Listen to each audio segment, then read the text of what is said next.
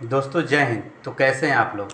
दोस्तों आज की वीडियो में हम लोग समझेंगे कि जो जॉ क्रेशर के साइड में देखे होंगे कि इस टाइप से लिखा हुआ है, यानी कि 36x42 इंच, या फिर एमएम में आपने देखा होगा।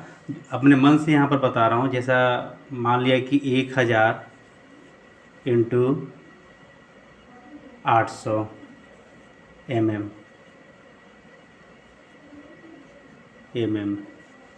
क्या लिखा होता है, इसका मतलब क्या होता है। जॉ क्रेशर का जॉ प्लेट का साइज को दर्शाता है, या फिर जॉ प्लेट का दोनों साइड का जो चीक प्लेट लगे होते हैं, चीक प्लेट, उस चीज़ को दर्शाता है। क्या दर्शाता है, ये कैसे मालूम करें कि ये एमएम में लिखा हुआ है या फिर इंचेज में लिखा हुआ है या फुट में लिखा हुआ है। तो दोस्तों आज की वीडियो जब बहुत ज़्यादा इंपॉर्टेंट होने वाला है, तो वीडियो को लास्ट तक बने रहिएगा। तो चलिए फिर वीडियो को शुरू करते हैं। तो आपने देखा होगा अक्सर जॉ क्रेशर को हम कहाँ पर यूज करते हैं, प्राइमरी क्रेशर में सबसे ज़्यादा यूज करते हैं। अलग अलग जगहों पर सेकेंडरी में भी यूज करते हैं, लेकिन सबसे ज़्यादा हम लोग प्राइमरी में यूज करते हैं। तो प्राइमरी में एक साइड आपने देखा होगा कि फिक्स जॉ प्लेट लगाया जाता है, और दूसरे साइड में स्विंग जॉ, मूवेबल जॉ, यानी कि ये मूवमेंट करता है। ठीक है, एक फिक्स रहता है और दूसरा ये मूव करता है।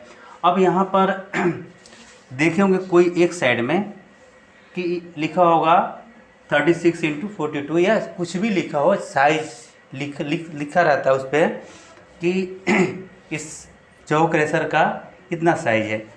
तो ये जो दोस्तों ये साइज है, ये साइज एक्चुअली ना तो ये जॉ प्लेट का होता है, ना ही चिक प्लेट का होता है। अब यहाँ पर क्या होता है कि जैसे हमारा यहाँ से फीड एंटर करता है,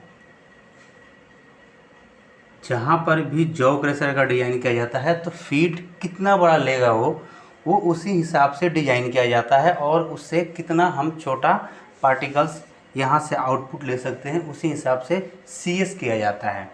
तो यहाँ पर जो 36 और 42 है, यानी कि 36x42 है, तो इस चीज़ का ये गैप मेजर करता है।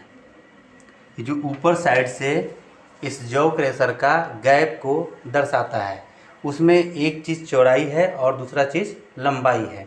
अब यहाँ पर चौड़ाई किसको हम माने, यदि 42 आगे हो जाए और 36 बाद में हो जाए, तो इसका थोड़ा समझने में दिक्कत हो सकता है कि ये आगे है और पीछे है। इससे कोई मतलब नहीं होता है। इसमें आप एक चीज़ जान लीजिए कि कभी भी आप इस फोटो में देखिए, कभी भी किसी भी जॉ क्रेशर का जो चौड़ाई होगा वो सबसे ज़्यादा होगा, चौड़ाई होगा वो सबसे ज़्यादा होगा। ठीक है, यानी कि यहाँ पर जो 42 है इस जॉ क्रेशर का चौड़ाई होगा, और जो 36 है वो इस जॉ क्रेशर का लेंथ होगा, यानी कि लंबाई होगा। तो कभी भी आप इसमें कन्फ्यूजन में ना पड़े कि 42 आगे है या फिर 36 पीछे है। आपको इस चीज़ को निश्चिंत हो जाना चाहिए कि 42 हो या 36 आगे पीछे हो, लेकिन जो भी सबसे ज़्यादा अंक हो, यानी कि 42 यहाँ पर सबसे बड़ा है, तो 42 इस जॉ क्रेशर का विड्थ होगा, यानी कि चौड़ाई होगा, और जो 36 है उस जॉ क्रेशर का लेंथ होगा।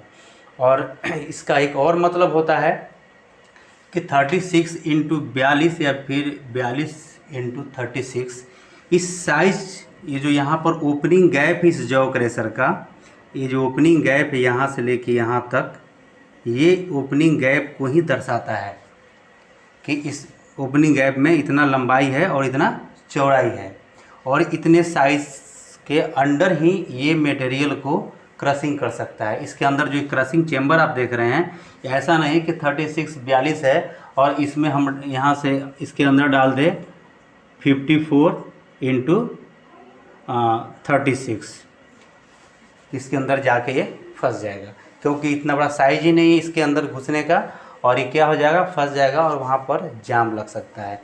तो ये साइज के हिसाब से इसके अंदर मटेरियल को डाला जाता है, और उसी हिसाब से जो हमें आउटपुट चाहिए होता है उसका हम लोग सीएस करते हैं, यानी कि क्लोज साइड सेटिंग करते हैं। तो आपको क्लियर हो गया कि कभी भी जो ओपन साइड, यानी कि ऊपर साइड से ही जो इसका साइज लिखा होता है उसको मेजर करते हैं, ना कि नीचे साइड से। ठीक है, किसी भी जॉ क्रेशर को साइड में जो लिखा होगा, उसका जो डायमेंशन लिखा होगा, तो हमेशा ऊपर साइड से ही मेजर किया जाता है। क्योंकि बहुत लोगों ने इस क्वेश्चन को पूछा था कि सर 36 है, या फिर यहाँ पर मान लिया कि 34 × 25, इस टाइप से साइज़ दिया हुआ रहता है, तो सर इसका क्या मतलब होता है। तो हमने सोचा चलो इस टॉपिक पर भी एक वीडियो बनाया जाए, ताकि लोग समझने में परेशानी हो रही है उस चीज़ को क्लियर करना होता है। और एक चीज़ आप यहाँ पर देखिए, यहाँ पर है 1000 mm इंटू 800 में 100, यानी कि 1000 × 800 है। तो यहाँ पर भी बहुत सारे जोग्रेसर के साइड में ये mm में भी लिखा होता है।